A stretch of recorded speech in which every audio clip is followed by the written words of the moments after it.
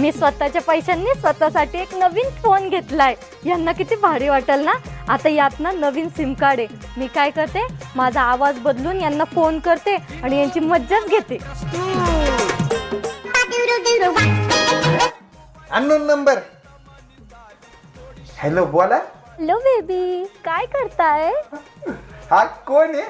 तुमची जुनी मैत्रीण आहे. हा, असल कॉलेजमध्ये किती मैत्रिणी होत्या माझ्या, त्यातलीच एखादी असल. बरं बोल ना, काय म्हणती? माझं ना तुमच्यावर खूप प्रेम आहे. माझं तर लय प्रेम आहे तुझ्यावर. पण तुमचं तर लग्न झालंय ना?